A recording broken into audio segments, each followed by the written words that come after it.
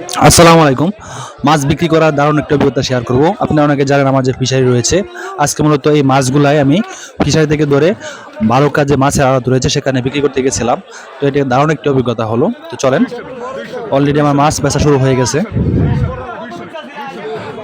তো এটা মূলত এই যে বালুকা মাছের আড়ত দেখতে পাচ্ছেন, সকাল সকালে মানে খুব ভোরবেলায় আড়ত জমে যায় এবং ঢাকা থেকে বিভিন্ন এলাকা থেকে পাইকার চলে আসে এবং দৌড়াদৌড়ি করে মাছ কেনা শুরু করে। তো দেখেন এখানে অনেক ধরনের মাছ রয়েছে, এগুলোর মধ্যে পাঙ্কাশ মাছ,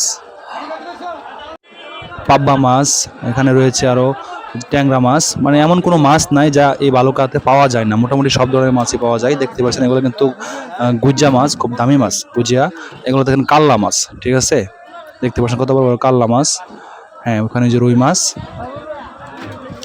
তো সকালবেলায় দেখেন অলরেডি আরো জমে গেছে আমার চাচা এখানে, এই যেগুলো কিন্তু রূপচান্দা মাছ, ঠিক আছে, এগুলো হচ্ছে তেলাপিয়া মাছ।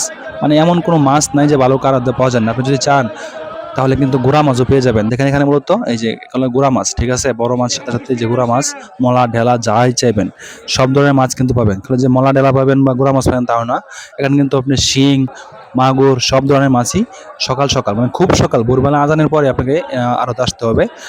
যে আপনি যদি শিং মাছ, ছোট মাছ চান বা বড় বড় মাছ, এগুলো কিন্তু প্রায় 4 কেজি 5 কেজি ওজনের একটা মাছ রয়েছে, ঠিক আছে। এই মাছের সাথে সাথে এই যেখানে সাগরের যে চিংড়ি, ঠিক আছে, এই চিংড়ি পেয়ে যাবেন, আবার এই যে গুড়া মাছ পেয়ে যাবেন, মানে সব ধরনের মাছই।